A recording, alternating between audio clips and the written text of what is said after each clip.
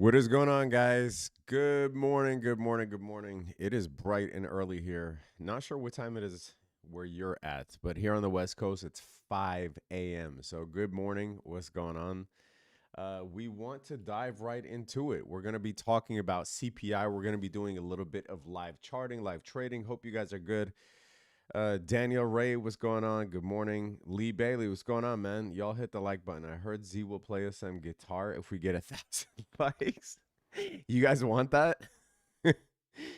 uh, Surf in Dragon, what's going on? Good morning. Loop Garu, Risk On. Rip of Radar says 1,000% poos. Maybe you meant pause. 1,000% poos. Pause. What's going on? Looking good. Good morning from Brasilia. Carlos Vasquez. You know, I've actually been to Brasilia. I actually watched a football match in Brasilia in 2014. It was Brazil versus Ghana in 2014. What's going on, Shaft? Damn, you're on the West Coast too, man. It must be bright and early for you. Let us see what is going on. So here, in terms of Carlos says, "Let me know, I will be there." No, this was 2014 in the World Cup. I've been to Brazil many times, but a lot of people haven't been to Brasilia. I've actually been to Brasilia. Skip, pause, or hike. What's going on? Fly Epicurean from Texas. Shaolin 31. Jenny, what's going on? Let me actually just say that I'm live now. Live now at everyone. Okay. All right. So here are the expectations for CPI. Okay. Expectations for and by the way, CPI comes out in half an hour, 5:30 or 8:30 a.m. Eastern time, 5:30 a.m. West Coast time. So 80% bets on a pause so far. We'll take a look at this because these bets have dropped a little bit. They've dropped about 5% since yesterday. So 5% now leaning more towards a hike. And I'll tell you why that is. That's probably because the market is ripping. But jobless claims, I think came in, or sorry, we have jobless claims coming out next on Thursday. We have jobless claims coming out. So but the last jobs report, it wasn't jobless claims. I can't remember the exact jobs report, but it came in as expected, showing that rate hikes are somewhat working. So if inflation comes in as expected, which CPI is expected to come in, this actually surprised me when I saw it. The forecasts were 4.2%. I thought the forecast would be a little bit higher. Because we came in at 4.9 in April. So they're expecting a 0.7% drop. That is actually a pretty, pretty wild target. We'll see if we can get to 4.2% year over year. As I said before, PPI always tends to lead CPI, and PPI came in lower than expected last PPI. And so, it has been a good leading indicator, but the extent of which CPI drops, I don't think anybody knows. So we'll see if we can get to that 4.2%, 0.2% month over month versus 0.4% in April. And then for core, unchanged at 0.4%. Core has been, actually really sticky, and that's because rent is still involved in core CPI. Remember, core CPI is minus food and energy. But it still includes rent, and rent inflation is not moving. And for those of you especially those of you that are in big cities, will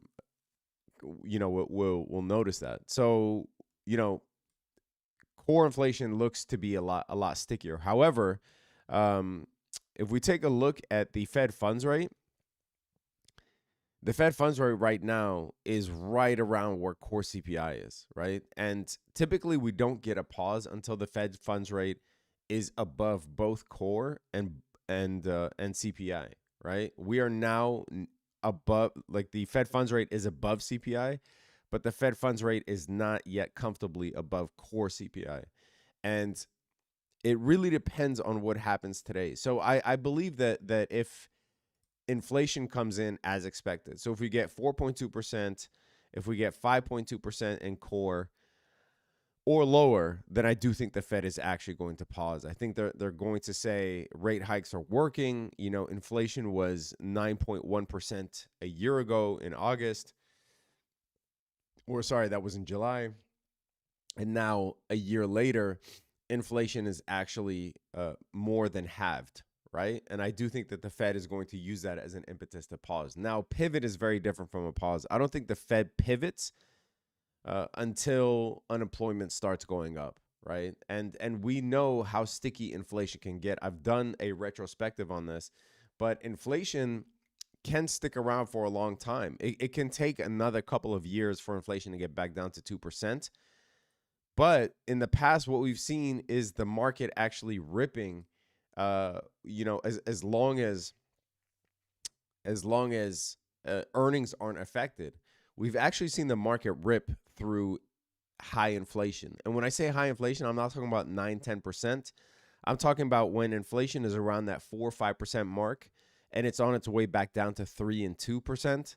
We've actually seen the market continue going up during that time as long as earnings aren't affected. And you know, I've been talking to a lot of people, obviously on Twitter, on the Discord, on Instagram, on YouTube, YouTube comments, and I think that one thing is common with regards to bears is they cannot believe what the market is doing, and I find that really striking. Like, yes, there was a point right around here, you know, in February where it was uncertain to me where the market was going, and the market did head back down to, you know, the SPY headed back down to that 380 level, and it was uncertain to me. And this was before corporate earnings, right? This was before Q2 earnings. But after we saw Q1 earnings and Q2 earnings come in, and earnings seemed rather unaffected by what was going on with inflation, then to me all bets were off, right? Like that 4,300 on the S&P 500, especially if the debt ceiling deal was going to get resolved, and we all knew it was going to get resolved. It was just a matter of, are they going to push it to the brink right before, you know, the X date. But once corporate earnings came in better than expected, I think you know, anything was possible up until that point. So it still strikes me as odd when I see perma bears now who cannot believe what the S&P 500 is doing. First of all, it's not that impressive. We've been trading in this range, you know, for an entire year. So we are now just a little bit above this range, right? So we are at 3% above the range that we've been trading at all year. And we've actually hit this mark back in August 2022. So it's not like the market is making new highs. But, you know, I think that it is kind of weird when people are still bearish after seeing corporate earnings. Now, I do think that there are still a few outstanding questions as to the effect of quantitative tightening, as to, you know, the number of treasuries that the Fed is going to have to deploy now after the debt ceiling deal is done, right? There's going to be at least $1 trillion in treasuries because the Treasury has to fill up its coffers. But as it relates to corporate earnings, earnings were great. Earnings were great, and I have to say it, right? I'll be the first to admit that here in February, once we hit 4,200 again on the S&P 500, I didn't know what was going to happen, right? And a lot of the stocks that I bought in October, I ended up taking profits in February, right? Now, one mistake that I did, which, you know, hindsight is 2020, is once we got back to that 3,800, which has been support for a year, I should have loaded up more on stocks. And again, I'm just talking about swing trading. Obviously, I have a long-term stock portfolio that I've been accumulating for 20 years, but I'm just talking about swing trading. I should have, you know, got back into some of these stocks for a swing once we hit that level at 3,800. I didn't. It's fine. The S&P 500 now is 3% higher than where we were back in February. So it's not like it's ripping and roaring. Now, if you've been watching my videos and you watch my last market analysis video on YouTube, I said that, if the debt ceiling deal is done, that will take us to 4,300. Guess where we are now? 4,300. And I said that if the Fed pauses, we are going to get to 4,500. And I still believe that. If the Fed pauses tomorrow, and remember, it will all hinge on CPI. If the Fed pauses tomorrow, if CPI comes in line and the Fed pauses tomorrow, then I do think 4,500 is in the cards. And I actually am almost 100% convinced that this was the bottom of the bear market. And we'll go more into some stats as to what happens when, the markets exit a bear market into a new bull market, which the S&P 500 has officially done now. The S&P 500 is in a new bull market, right? I'm going to tell you what happens next historically based on, previous incarnations of bear markets to bull markets. But once we cross above this golden pocket, I believe this is the bottom. I believe that October is the bottom, right? If we close above here, if we close above, 4360 on the S&P 500, I believe this was the bottom of the bear market. Obviously, I could be wrong. Obviously, history, there's a first time for everything. But look at every single bear market in history. Go all the way back, wherever you want to go, right? Here's 2008, right? Here's the top before the bear market. Here's the bear market bottom. Once we cross above the golden pocket, and it doesn't mean we can't come below the golden pocket, by the way. It just means that we're not going to match the lows of the bear market, right? Let's go to even a worse crash, which was the dot-com crash. Here's the top of the bull market. Here's the bottom of the bear market, right? Let me extend this out. Once we cross above the golden pocket, these lows are never revisited. And again, go back as far back as you want. I've done this retrospectively, so I know I know the results, but go back to the 87 crash. Once we cross above the golden pocket, same thing. Go back to the crash in 1973, same thing, right? We don't hit the bottom of the bear market again. So again, there's a first time for everything, and I'm not saying that I'm 100% right, but we are going off of data here. I'm mining data. I'm not, telling you that I'm Nostradamus. I'm just looking at data. Oh, sorry. My big ass face was in the way. Sorry. Let me go back and I'll just show you what I'm talking about. Sorry. Here's 2008. Here's the golden pocket. Here's 2000. Here's the golden pocket. We never revisit the lows, right? Go back to, sorry guys. Sorry. I get it. My head is too big. Here's 1973. Here's 1969. Here's 1987.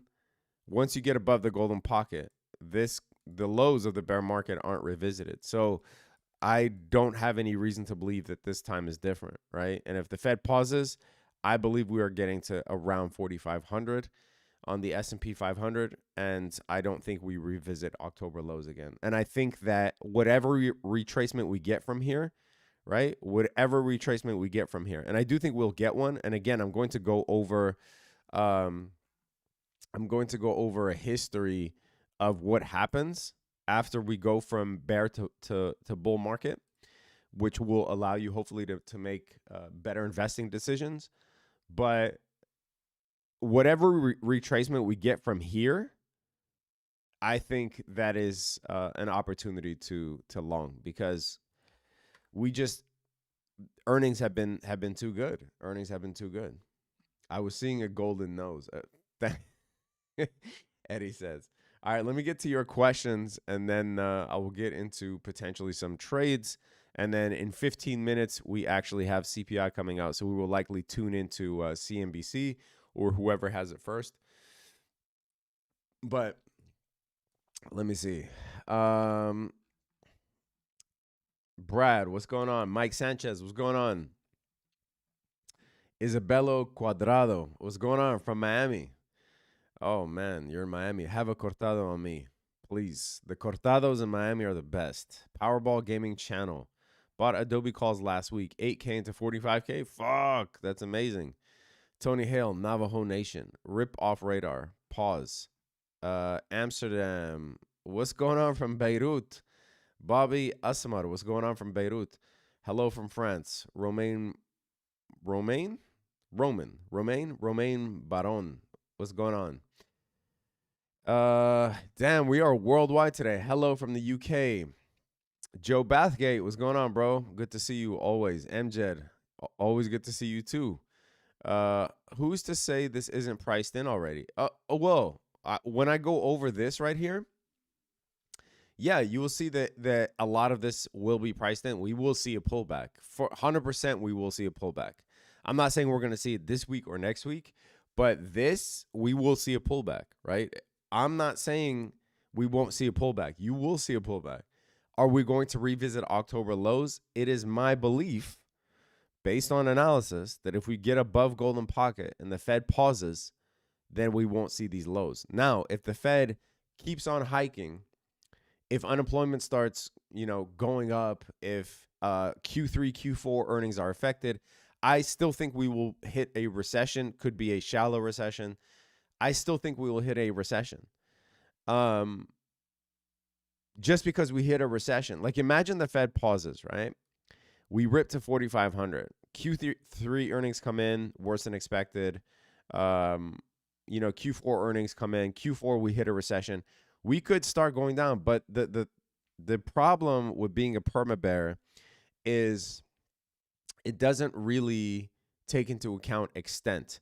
So if we rally so far that we then drop by 15, 20%, that still won't take us to the lows of October, right? So I think perma bears think that every low is going to be taken out. And that's just not the case. You can still rally, to 4,500, 4,600, and you can still drop, a good 10, 15% and still not get to the October lows, right? So yes, some of it is priced in, and we will likely see a pullback. All right.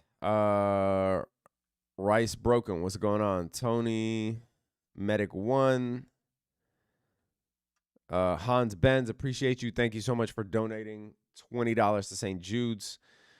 Aisha, what's going on? What's up from Iceland? Sasso, hello from Chicago. Darshana Joshi. I just spilled coffee all over myself. Amazing. Return to sender, says Mars in the house. How's it going in Mars? Nick, what's going on? Always good to see you. Afternoon from the UK, TTT, Flambomb says. Bassam, what's going on? Good evening from South Korea. Damn, we are worldwide today. I still need to make it over to South Korea. I was hoping that I would be able to have some time from Japan to then head over to Seoul, but didn't have time. Daniel Ray, what's going on from Tennessee? Sweden in the house. India in the house. Vancouver, Canada. What's going on? Dominican Republic. Francisco Aybar. What's going on? Hi from Tokyo. Cosmic Love. I was just in Tokyo. NYC, baby. Toronto. Damn, we have hello from Germany. I cannot believe how worldwide this chat is. That's amazing. Duarte Machado. Greetings from Portugal. What's going on? Germany.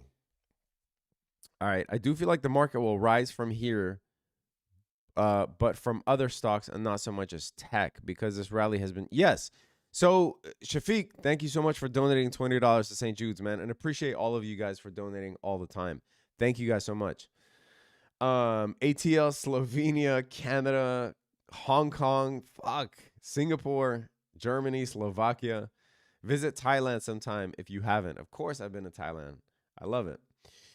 Amsterdam, South Africa, New Orleans, Philippines. I was in Philippines March 2022. U.S. Virgin Islands. What's going on, guys? Sorry. So I want to get to this question. Yes, I do believe there will be a rotation. I mean, that was part of my reason for saying that I think that tech will see potentially a pullback soon. Because tech, but right now it looks like tech is going to blast to all. We are so close to all-time highs, that tech is likely going to, we're what, 3.5% away from all-time highs. But I do think that we will get a rally in some of the things that have been not beaten up, but some of the S&P sectors that haven't gone up as much, right? So you have healthcare, you have consumer staples, energy has, been sleepy lately, right? I think energy will see a rise. Utilities have actually seen a nice rise. I think one of the only sectors that, oh, sorry, no, industrial is what I was talking about. Utilities will likely see a rise. But yeah, I do think there will be a rotation to get us to that, that 3,500, 4,500 if the Fed pauses, right? If the Fed pauses. But yeah. Winston Payne, guess what this flag is? I know exactly what this flag is, bro. That's a Jamaican flag. That's a Jamaican flag. And fun fact, the Jamaican flag looks like the Scottish flag, right? That's the cross of St. George, but in the Pan-African colors. That's why the Jamaican flag looks like the Scottish flag, with St. George's cross, which is the diagonal cross. Of course I know what that flag is. Visit Mexico. Bro, I should be an honorary Mexican citizen. That's how many times that I visited Mexico. When to short, bro? Good luck shorting, dude. Good luck shorting. So for me, as I said, even if I was, uncertain what would happen, it doesn't mean that I'm going to go short, right? There's no way that I'm going to short momentum in the market. If you guys have been following this channel, you know that you can't just take a short when you feel like the market is toppy. You're going to get your ass fucking handed to you. Like, the market is going to, chop up your ass and then hand it to you on a plate. That's what the market is going to do. You can't just short whenever you feel like it, whenever you feel like the market is toppy. And same thing, you can't long in a falling knife. You need confirmation. So we need to see a market structure break is what we need to see. Other than that, you fucking just you just day trade. Or, if you're an investor, you just dollar cost average, right? But you don't short just when you think that the market is toppy. Did you like Japan? I love Japan. I loved Japan. I absolutely loved Japan. I couldn't love it enough. I love Japan. 22 different baby mothers in Jamaica? Who, me?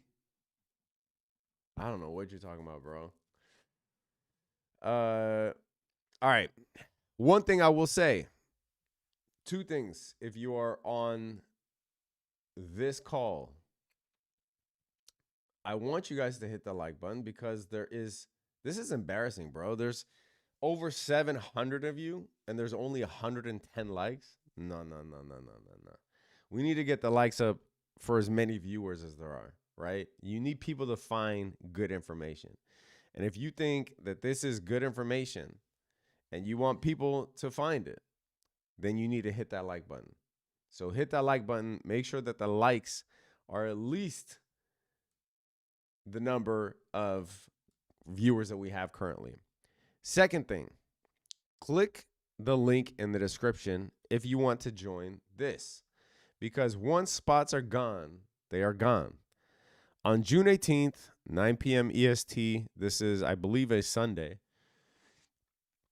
we are doing a free mastermind. We're going to be covering a whole array of topics. I actually do have the topic list somewhere. I will get it for you on the call. But we're going to be covering a whole array of topics. We're going to be covering day trading strategy, how it differs between futures, how it differs between options, 0 days to expiration. We're going to be covering my entire day trading strategy. We're going to be going over Fibonacci retracements, right? Because that is one of the most common questions that I get, even from people that have been trading. How do you draw fibs? How do you use fibs in your trading? And I'm going to be telling you why I don't really use indicators on a chart. Besides the fib is not really an indicator. The fib is a measurement. But I'm going to show you how to trade with an indicatorless chart, right? Because indicators, I think, will fuck you up. Although, if you have a profitable strategy already, fine, by all means. But once these spots are gone, they're gone, because there's only so many people we can have on a Zoom call. So make sure that you put your name on the list. And if you are in, you will get an email saying, congratulations, you've made it into the club, right? This is free for everybody. So make sure that you sign up to this mastermind. I want to show you what the Academy is all about. Obviously, this is something that we do for Academy members regularly. Every month we are doing this, right? But I want to show you the value that we bring, and it is like no other. And I believe that the Academy, there is nothing like it. There is no other group that has the variety of trades and analysis that we do. Yes, some people specialize only in options. Some people just specialize in day trading.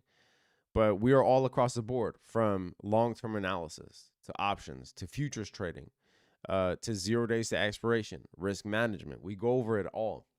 So make sure that you sign up for this because once spots are gone, they're gone. All right. Angel Leon, what's going on from Puerto Rico? And by the way, there's 800 of you here. You better hit that damn like button. I want to see the like button at 800. All right. What happens if CPI is higher than expected? Oh, 3 minutes till CPI, by the way. So we're going to get to it. If CPI is higher than expected, that's a good question. If CPI is higher than expected, then I do think that the market will actually stall here, right? We will stall right around this level. Now, it doesn't mean the initial reaction. Remember, the initial reaction doesn't mean that is the end all be all, right? You could still get negative news and then the market go up because of short squeezes or whatever, or to trap all of the people who think that the market is going to go up anyway. And then, the market have an adverse reaction in 2-3 days, especially in a very macro heavy week. Remember, we have FOMC tomorrow. We will be going live at 1:30 p.m. Eastern for FOMC tomorrow. So make sure that you check back with us tomorrow. But the initial reaction doesn't mean that that's the end all be all. But I do think if CPI comes in higher than expected, then yes, I do think that within the week, I do think that this rally stalls for sure.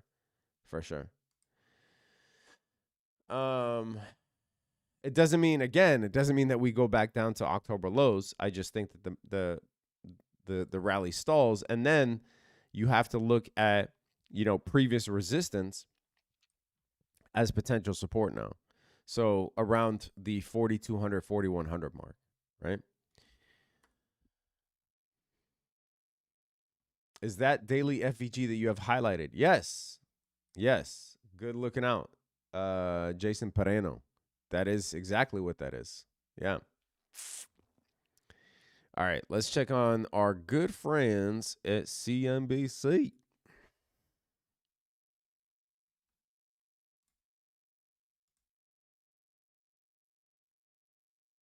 One minute before we get these numbers, but obviously this is really important with the Fed meeting today. First day of a 2-day meeting.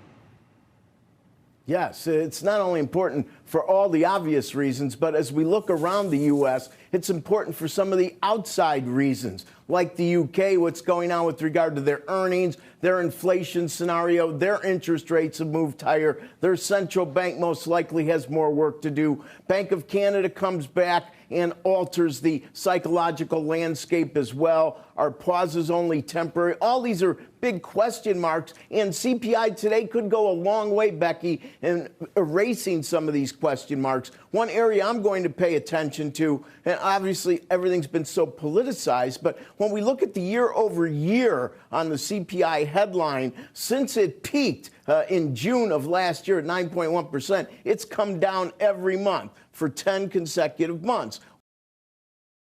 and we're only a couple seconds away. We're going into this with a 368 yield on 10s, and the data starting to hit the wire. Rates are moving up already, so somebody seems to have this number before I'm seeing it on the wire services. We're now up to 372, 373, up 0.1% on CPI headline, exactly as expected, up 0.4. If you look at core, stripping out food and energy, that's exactly as expected as well. Year over year, 4%. Year over year, 4%. We're expecting 4.1. Our last look was 4.9. So indeed, this continues that streak. This is the 11th consecutive month since 9.1% in June of last year, which was the highest level since 81. Each successive month has been lower. And if we look at core, which many believe is the most important, 5.3%. 5.3, we're expecting 5.2, so it's 1/10 higher, but it's 2/10 lower than the rearview mirror, which is 5.5. This series peaked in September of last year, Becky, at 6.6. That was a 40-year high. However, we did have the month of March, which moved from 5.5 up to 5.6, so it hasn't been continuous. This is lower. We do see that interest rates have been moving around quite a bit. We're now right back to this 368, 369 level. And if you're looking at intraday 10, we've had a lot of little noise volatility here. But if I had to summarize, as I think the market is now, it's definitely a bit better than expected. These are still sticky numbers year over year, but we are making progress. We see that the pre-opening equities are a bit higher than they were before this number. We're up about 40 points in the pre-opening Dow futures. Becky and the panel, back to you. Okay, Rick, stay right there. We'll get back to you in just a moment. Steve Leisman joins us right now with his reaction to the numbers. Steve, what do you think? You know, I'm still concerned about this core number, which is still 5.3. It's the source of the Fed's concern. And I think the market is trading in a logical way. What I'm seeing is a firming up in the sense of a pause this month, but a increasing bet on, and I'll just double check that while I'm talking, because sometimes there's a lot of volatility right around the number. Yeah, an increasing bet, I would say, on the idea of a hike in July, which is now at 68%, or 66%, I guess is the way to put it. And we're not getting the help from housing. It was unchanged at 0.5%. One of the expectations of those who think inflation is going to fall is the idea that housing inflation will cool off. I haven't had a chance to see many of the other details in there. You did get a negative number on real earnings. That will be something of a drag on the economy. And then when I look at some of the other data here, it looks about, I'd say, you know, a good enough. You can tell whatever story you want out of it in terms of, I'm not saying it's a dovish number or a hawkish number, pretty much as expected, but Steve, with a little bit hotter on you that see the NASDAQ NASDAQ doubled. That's interest rate sensitive. Gold immediately moved. Dollar immediately moved. Bitcoin immediately moved. I don't know. July's a long way off. I hear you. But, you know, they're going to have a lot of, if they do skip, then they're going to have time to think. And we saw how much this last one moved around. 68, I wouldn't put any money on 68. Maybe it's 80. Maybe it goes up with the number. But July's a long way off. And the knee jerk was in the dollar, gold, and the NASDAQ. Sure. I mean, well, look, you got another chance, Joe, for the inflation numbers to come down before the July meeting. Maybe we'll get a little more cooperation from housing, maybe a little bit better numbers in terms of declines in those core services thing that the Fed chair is looking at. But look, you're still at 5.3. You're still above 5% on that area that Powell is looking at. So I think he's not going to feel like job is done unless you get a better number in July. Right. And all these, you know, the NASDAQ, gold, everything could reverse by the end of the session. But just the knee-jerk thing was it certainly wasn't off the charts worse than people thought. No. And like I said before, it would take, I think, a big number, a big miss to the upside, a big beat to the upside to get the Fed to not pause this meeting. Okay. Steve, stay there. We're going to bring in two more voices to this conversation. Kevin Hassett, who is the former Council of Economic Advisors chairman under President Trump, and now a Hoover Institution Distinguished Visiting Fellow. And Wendy Edelberg is a Brookings Institution Economic Studies Senior Fellow and the director of the Hamilton Project. Wendy, let's just start with you. You agree with Steve's assessment here that this makes a pause more likely at this meeting, but a hike more likely at the next? I think they pretty much have to pause at this meeting, given how they have signaled to markets and what market expectations are for. But I'm guessing that we're going to see in communications that they want to put two more hikes on the table. And that's either, or maybe one 50 basis point hike at the July meeting. I think what I'm seeing in the economy, not just inflation, but also in the labor market and in consumer spending, is the need for probably two more hikes. I mean, today's report is not all that surprising, given that the pace of real goods spending, the stuff that we hold in our hands and put in our driveways, it is 5% above its pre-pandemic trend. And the labor market is, we see hiring at about 3 times a sustainable pace. I think what we see here is that the Fed just has more to do. Kevin, let's talk a little bit about that. I mean, 5.3% core inflation year over year is a problem, as Steve points out. What's the Fed going to be watching most here? What are they going to be worried about the most? Well, I think the thing that jumps out at me is just that we've got a 4/10 core, and we've been getting 4/10 cores for quite a long time now.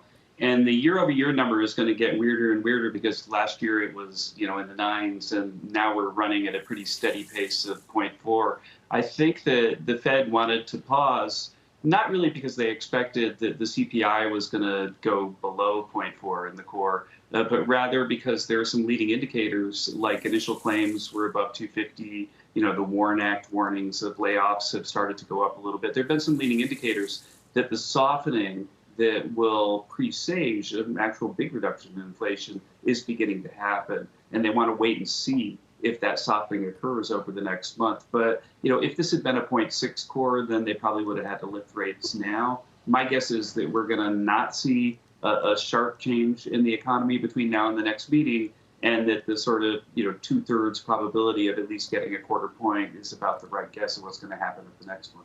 Hey, Steve, did you get a chance to look through more of those numbers, just what the hot points on the core are, whether that be month over month or year over year? You mentioned housing not coming down as had been expected. Anything else that really stands out?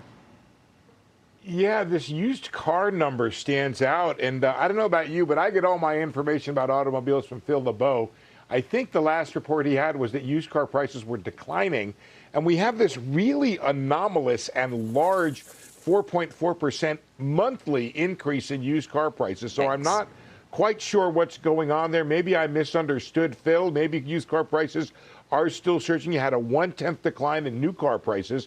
So that was kind of interesting. You also had a pretty big gain in transportation services. Motor vehicle insurance up 2%. We can talk to Contessa about that. But other than that, obviously you had the big decline in gasoline prices, energy down 3.6%. Gasoline down 5.6%. I'm not sure if that captures all of the decline we've seen in gasoline, so you may get another month of that. But I hate to say I told you so, Becky, but for, I think, 20 years, I've been telling you why we want to follow the core and not the headline, because headline comes down and you can see that sticky core, that place where you want to base your policy and focus your policy on. That's why the Fed is doing this, and they're not really taking into account. There is one theory out there, which is that if gasoline and food prices do come down, other prices will come down around it. We haven't seen that yet. Look, I will tell you on the insurance prices for cars, it takes the insurance companies a long time to go state by state and convince the regulators that.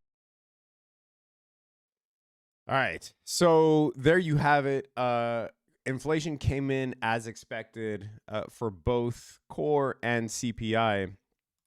But I think what some of the pundits there were worried about was the fact that core hasn't actually declined, and that core is actually sticky, right? It came in as expected, hasn't moved, both in terms of the month over month and in terms of the year over year. However, let's take a look at where Fed funds futures are placing a pause versus a hike. And you can see here relatively unchanged. I would say throughout the day, this will likely change a bit. But Jawar Jowaria says SPX unchanged. SPX is up 0.23%. Nasdaq is up 0.5%. But you know what is up? Almost $400 per contract is the ZT play that we played yesterday. For those of you in the academy, were part of that. Where? Let me pull it up. Right here. The ZT play, which is the 2-year futures. We placed a trade on that yesterday after seeing a retracement. So not only did it look good technically, because we saw a break of market structure and then a retest back to the golden pocket, but we were also betting on the fact that CPI will likely come in line, and if that was the case, then the yields would tank and you'd see ZT futures going up. So we're up. It's dropped a little bit. So we were up about almost 400 per contract. Now it's closer to 3. But yeah, I still like the entry on ZT here. It really depends. If the Fed pauses tomorrow, then I do think this has a little bit more room to rally. But the initial reaction on yields is a drop in yields, and then we are seeing if you see here on the right on my screen, here's the watch list. ES is the S&P 500 futures up about 0.25%, Nasdaq up 0.5%, and the Dow Jones flat at 0.07%. So if you guys are just joining us, inflation came in as expected. Core is showing to be really sticky, hasn't moved since last month, and a lot of that is due to the fact that rent is still extremely high. So, with that said, the fact that CPI came in line, I think that it's going to be, I don't think it's as predictable as to what the Fed will do. Most of the pundits on CNBC think that the Fed is actually going to pause tomorrow and then somehow raise in July. And I think that they're just going off of this right here, which is the Fed Fund future. So if you look at June, now it's a 93% likelihood that the Fed is going to pause. So this just updated, right? And then in July, it's a 65% likelihood that the Fed is going to raise. Now, there isn't really a history of the Fed pausing and then raising again. It has happened before, so it's not unprecedented, especially in the 80s. The Fed was actually doing a lot of pausing and raising because that was just a whole different time. That's when they took rates to 20% because they had paused too early, etc. So it could happen where if the Fed actually pauses in June and then the next CPI numbers come out and then CPI actually goes up again, then the Fed will likely do another hike in July. But just pausing in June and then, inflation continuing to trend down or coming in as expected, and then them hiking in July, I don't see that as happening. I think that the inflation would have to come back up for the Fed to hike again. I think if they pause in June, that's it. I don't think they're going to hike anymore.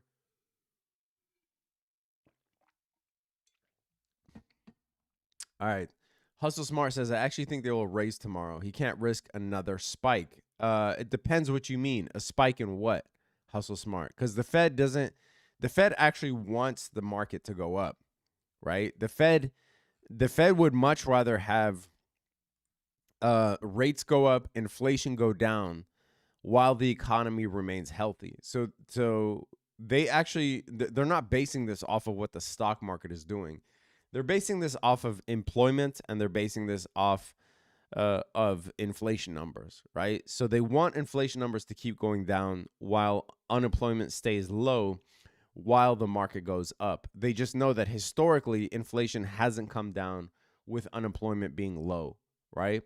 That unemployment actually has to go up for inflation to go from 4% to 2%. We are now dealing in very tight ranges. This isn't like we're going from 9% down to 4%. We are now dealing in the fringes, right? Incremental changes are very hard in inflation. Like going from 4% to 3%, that's a huge deal. Going from 4% to 2% is even a bigger deal, right? And usually this last part tends to be the stickiest. So the Fed knows that historically that cannot happen realistically without without unemployment going up. By the way, if you guys are on the stream, we have now over 1,000 of you. Hit that like button. There's only 367 of you hit that thumbs up button. The reason I'm asking is not for ego. The reason I'm asking is because I know how the YouTube algorithm works, and I want people to find good information and not be sucked into shitty information. And if you guys want the same, then hit that like button. And if you are just joining, make sure you click the link in the description and join us for this free mastermind. We're going to be going over our entire day trading strategy, how to draw Fibonacci's, how to trade without indicators. Make sure you click on the link and sign up for this, because once the spots are gone, they're gone. There's only so many people that we can let in to the Zoom call. So make sure that you click the link in the description. It's absolutely free, and you have no reason not to take part in it if you are really serious about wanting to learn. Yeah. So anyway, let me take a look at futures and see if there are any trades right now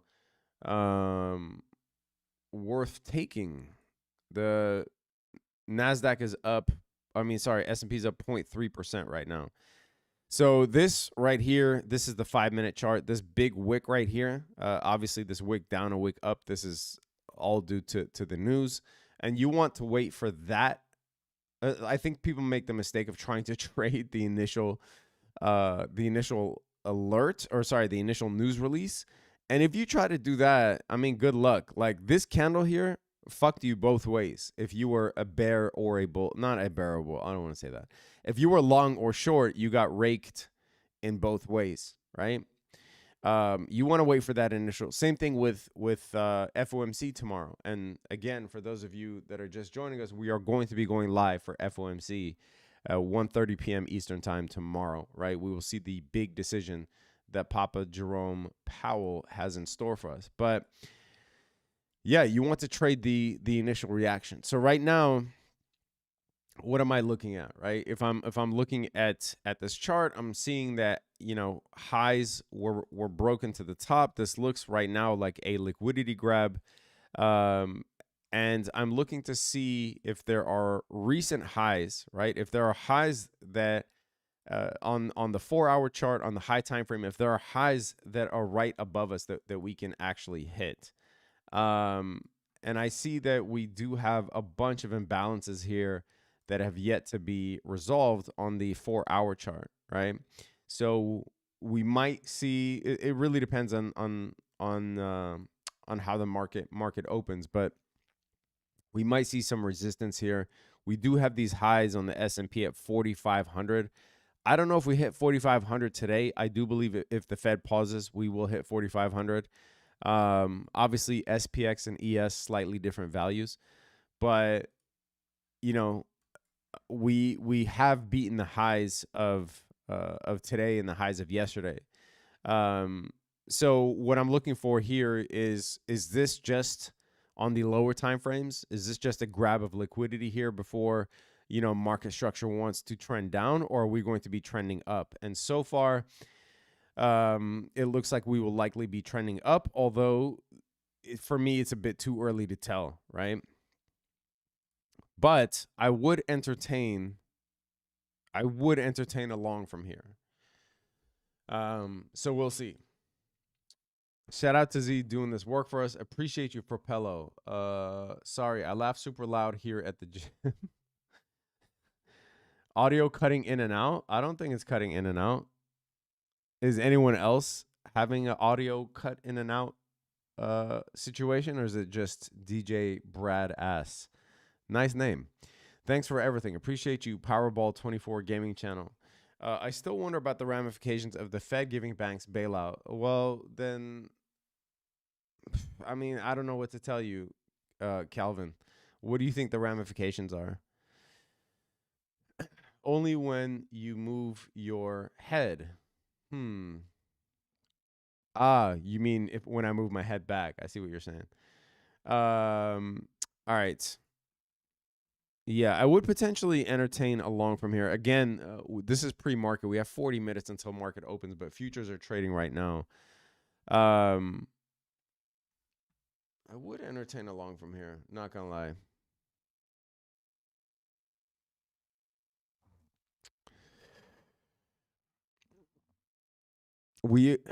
Yeah.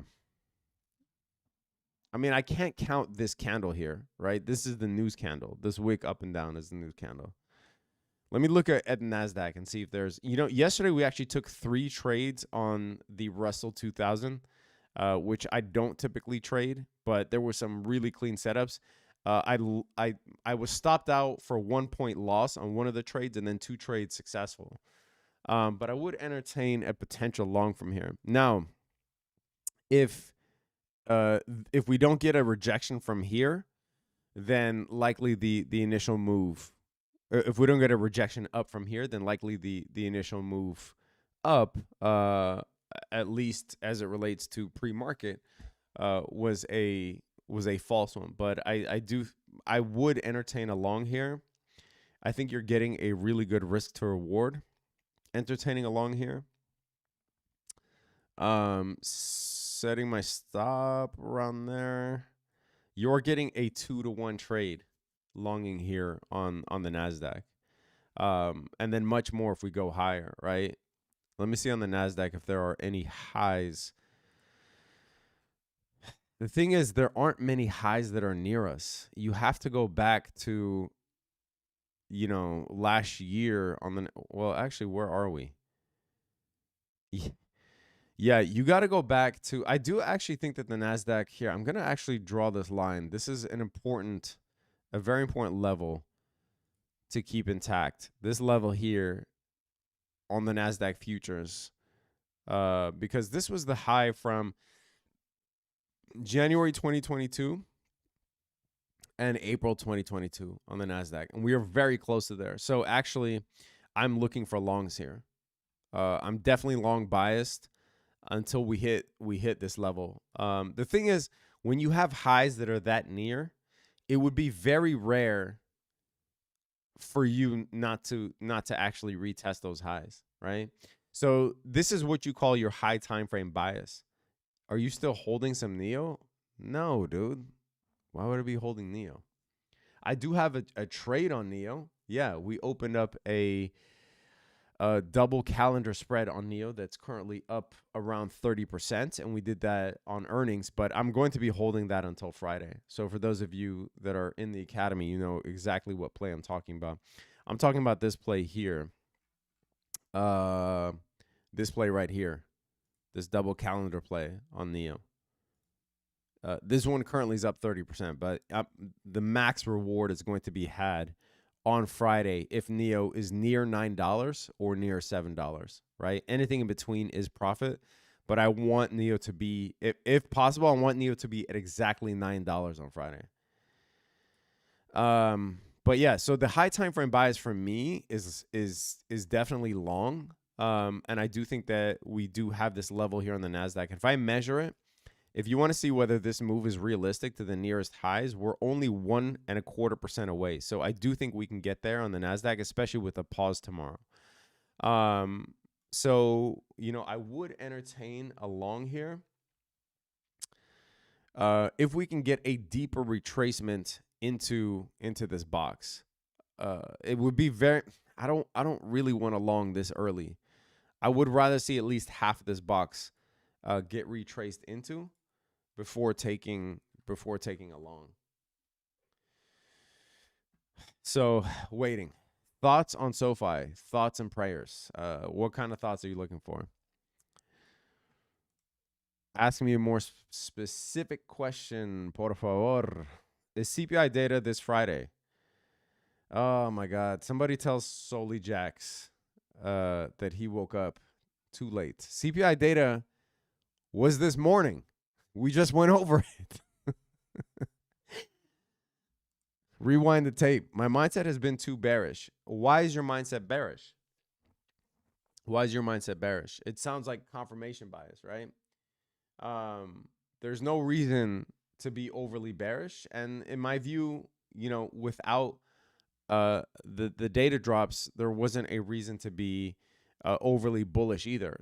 To me, it was just a wait and see moment. But overly bearish, I don't understand why people are bearish here only because the market has ran up and they're like, oh, it has to come down. If that's your only reason to be bearish, then you have to completely throw away everything that you've learned about the markets, right? You have to completely throw it away. Because earnings were good. And at the end of the day, the market just cares about earnings. That's it. That's it. I would like to see more of a retracement here.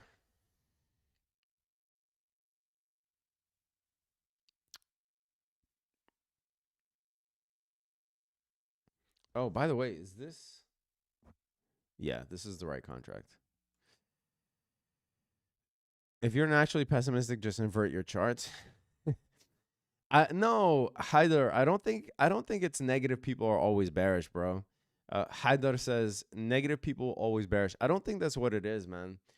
I think what it is that people formulate a basis, right? Like there was a time when it was, I think, reasonable to be bearish, right? When banks were failing, when we didn't know much about earnings, when inflation was sticky, when inflation was rocking. I think there was definitely a reason to be bearish. I don't think that it was out of line. But I think it's very hard for humans once they formulate a bias. It's very hard for humans to switch that, right? They start digging their heels in, and then they start looking for reasons that their bias is true, right? It's called confirmation bias. This is a very natural human phenomenon and is one of the worst things that you can have when trading. It's one of the worst human traits that you can have when trading. So I don't think people are, I don't think people who are bearish are necessarily negative people. I just think they're human. I think it's very hard to have a positive bias once you formulated a reason to be bearish. Then you want that to be true so bad. And moreover, if you are overly bearish, that means you didn't buy any stocks, right? And if you didn't buy any stocks, then you're kicking yourself in the ass and you want the market to go down. Further to that, if you open up shorts, say in March or April, thinking that the market is going to go lower, and those shorts are now getting beat up, then yeah, you're going to be mad about that. But I don't think it's generally those people are, in general negative. There are always other things to trade, Lieutenant Dan. Yes and no. Trade, yes. We're trading every single day, right? Teaching people how to fish, day trading, not being afraid of day trading. Day trading has such a bad stigma, but day trading is really, honestly has saved also a lot of people's lives who stick with it because you don't have to have a bias. I wake up every day. I don't give a shit what happens. I don't care if it's bearish or bullish, right? I will take a trade that makes sense to me. And I formulate my trades based off of market structure, based off of confirmation. What is the market doing right then and there? So, for me, I don't care what happens on the day-to-day basis. I really hope that we got a bigger retracement. I couldn't enter a good risk to reward trade from here, right? It would be under 2. So just goes to show you that proper risk management is, I stick by it all the time, right? Like we didn't get a proper retracement. I couldn't enter here, even though I figured that this would be an area to long from, and we are now seeing a move up once again. But I didn't get down to my entry level, right? So I'm not going to take the trade. That's fine. So yeah, Lieutenant Dan, there are always other things to trade for sure. See, it's going to hit our target. It's going to hit our target. And I missed it by 3.5 ticks. At least the analysis was right.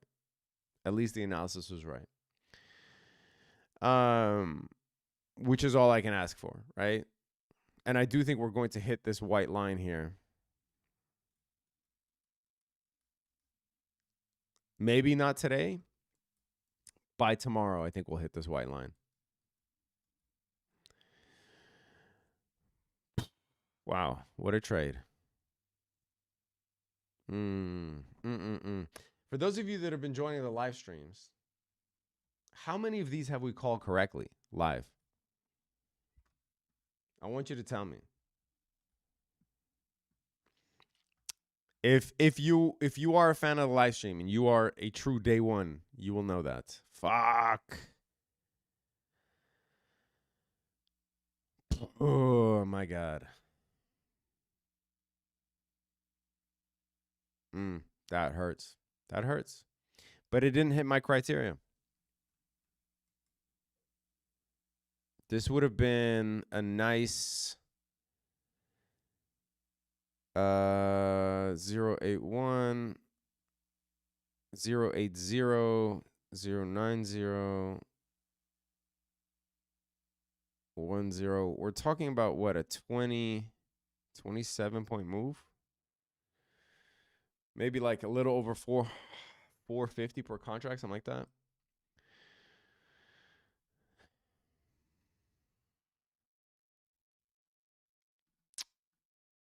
Are you still holding TECS? No, I was stopped out.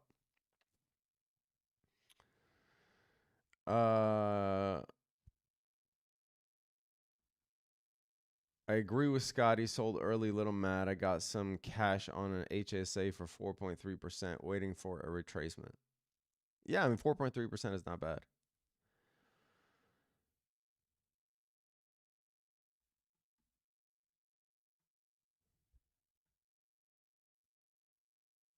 All right. Well, time to wait for the next retracement.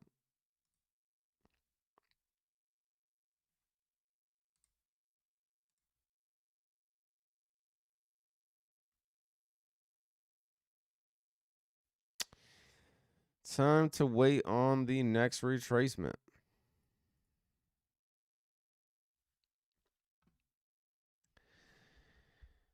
All right.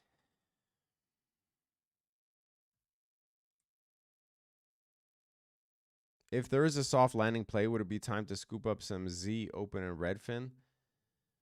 Oh, I don't know, bro. Not my favorite place. You're betting on a very precarious market. Oh my God, ZT Future is rocking. We're up like 500 per contract. Hell yeah. Hell yeah. Hell yeah. Hell yeah. Hell yeah. Hell yeah. Super dope. Let's just get a pause and this thing is going to go to the moon.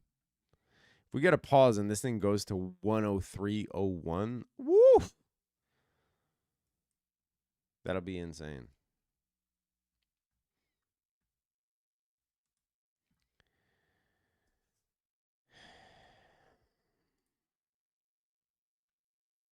Oh my God, we're going to get to this fucking white line like immediately.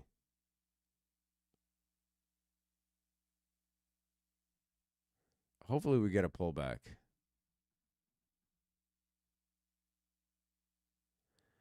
Hopefully we get a pullback.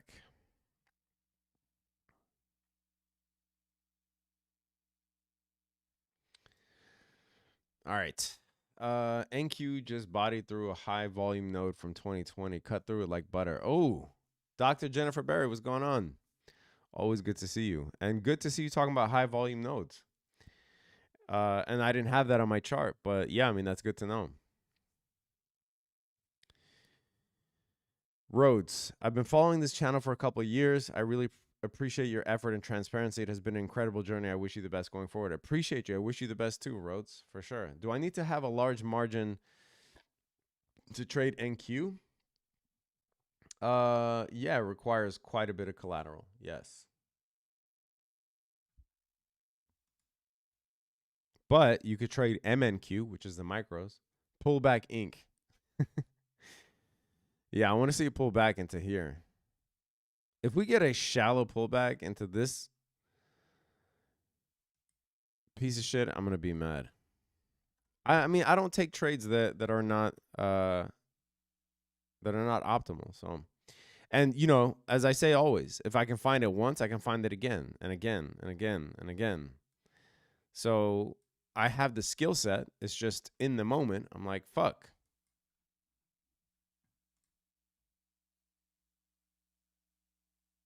Can you explain what a point move is? I'm talking about futures price. Random card breaks. How much is the mini? How much what? I mean, you can look this stuff up in Google. And I also have an entire futures tutorial on YouTube. How to trade futures. The Traveling Trader. Type that into YouTube and watch that video. But what do you mean, how much is the mini? How much what? Do you think the Nasdaq's looking a little parabolic or blow off top-ish? No, not yet. Not yet. Blow off top?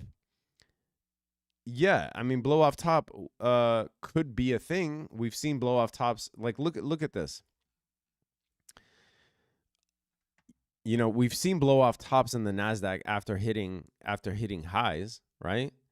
You can count this as a blow off top. You can count this as a blow off top. So yeah, I mean, it certainly is possible. And the Nasdaq has a history of blow off tops. But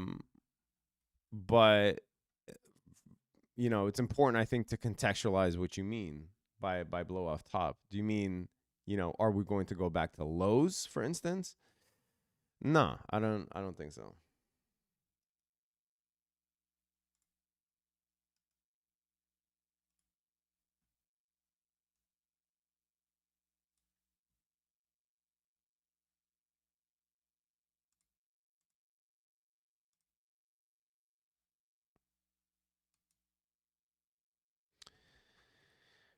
Hello, Chief. Regards and hello from Dubai. What's going on?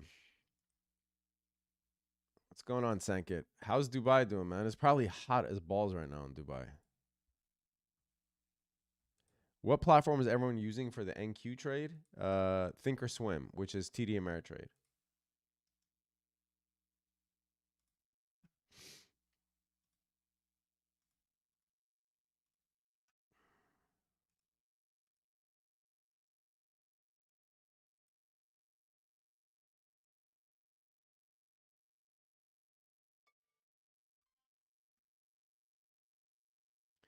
Do you think we retrace on NQ on Friday after rebalancing? Oh, I see that you are. Following. What's his face? Chem.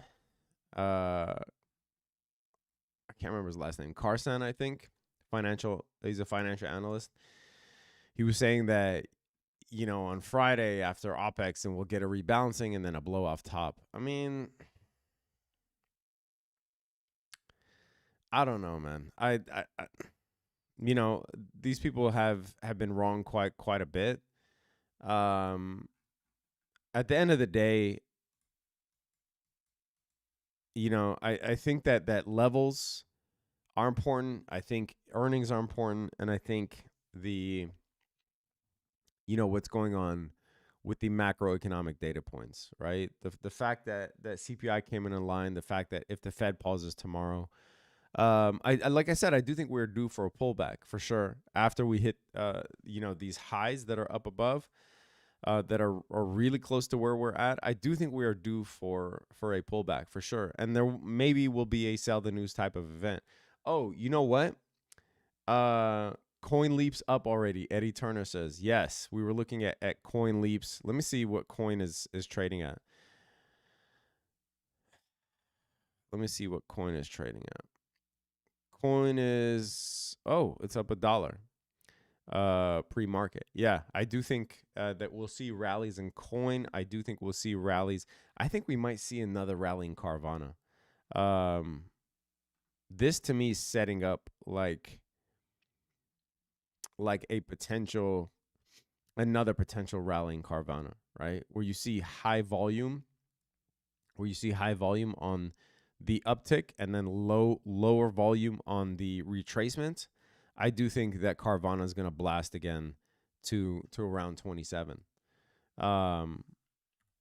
that is just obviously a more riskier play. That's not really, you know, a play with that's sound. We're talking about squeezes here. I think Target has a chance to rebound. We are now at an important SR level. I'm not going to buy it here. I'm going to wait for a little bit of confirmation, but I do think Target has a potential rebound. I think it has been beaten up a lot. And then, you know, Disney maybe in the long term, we are near the COVID lows on Disney. So maybe in the long term. Now, I want to show you before I bounce, because I want to go trade with the Academy when the market opens. I want to show you what happens when the S&P 500 goes from bear market to bull market, right? This has happened since 1929. These are all the times that it has happened. Here's what happens 1 week later, 2 weeks later, 3, and then 1 month, 3 months, 6 months, and 1 year. I think you will be shocked at the mixture of the results. So just in my view, and it's probably because I've only been looking at the last 2 recessions, which have been fueled a lot by Fed liquidity, right? But, you know, usually after we tear into a bull market, from a bear to a bull, in my mind, if you asked me before looking at the data, I would say, oh yeah, then that means that we are likely going to be in a bull market for a year or longer, right? Now that has happened in the last 2 times that we went from bear to bull.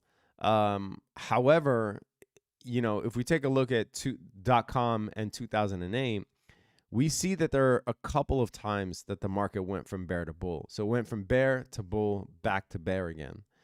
2020 was something different, something that we'll probably never see again in our lifetime, unfortunately. The easiest time to trade in the history of trading.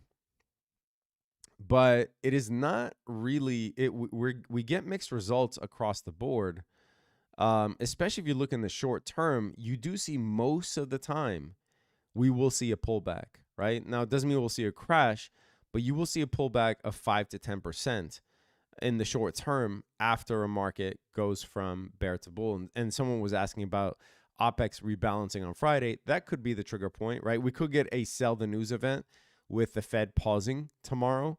Again, we will be going live for that. And then, you know, on top of that, we could actually get a sell the news event from the Fed pausing tomorrow, and then OPEX rebalancing on Friday, where we reintroduce more volatility back into the picture. We could get a pullback as soon as next week, by the way.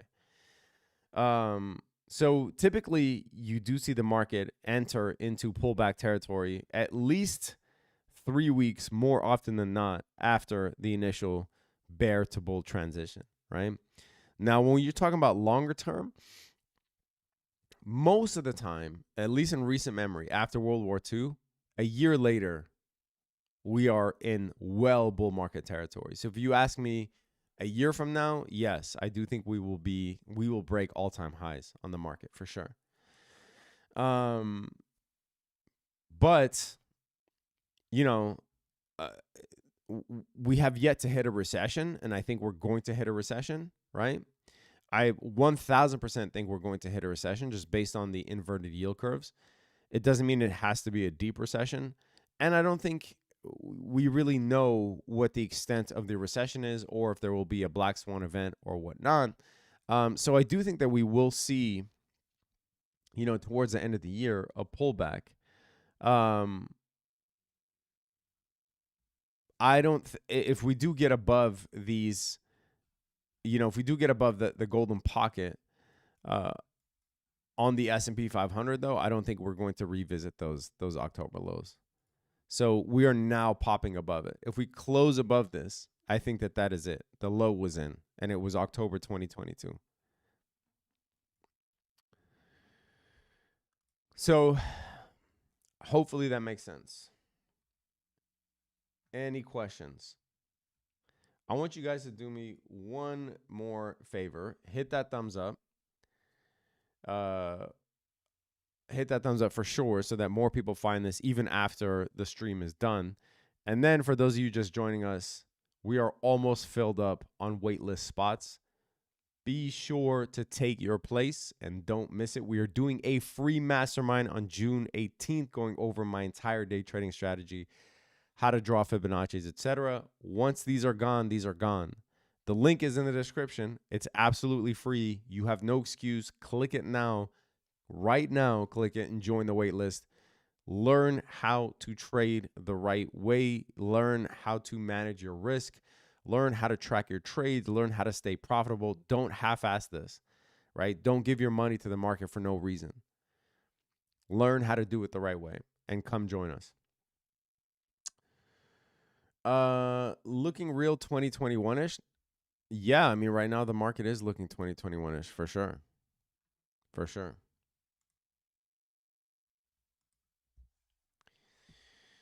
All right. For those of you in the academy, we are going to be trading together in a bit. So I'm going to sign off. I'm going to then check in with you guys in the academy, and we are going to do some trading because there is likely going to be some really nice moves, just like the move that we called out and missed on the NASDAQ. I do think that the NASDAQ will continue higher. This will be a trending day. Obviously, when the market opens, everything can change because then you have an influx of retail and institutions coming in. But right now, these pre-market futures moves look pretty clean after this initial candle here. So, and then ZT right now is absolutely rocking. We'll see if we'll add to this position or not. I might add more to this position before tomorrow. We'll see. But appreciate you guys for joining. Thank you so much for your donations to St. Jude's. Appreciate you, all of you that joined. Remember, we will be doing this again tomorrow at 1:30 p.m. Eastern time. Make sure you join. For those of you in the academy, I will see you guys there. We will be trading together. Dr. Jennifer Berry, how do I take part in ZT trade? I can't trade futures on Fidelity. That means it is time to change your broker, Dr. Jennifer Berry, because Fidelity does not have futures. So, yeah, there's no other way besides that. So, yeah, I will see you guys in the academy, the rest of you in the academy. For those of you that aren't, make sure you sign up to the wait list for the absolutely free mastermind, and I will see you guys tomorrow at 1:30 p.m. Eastern time.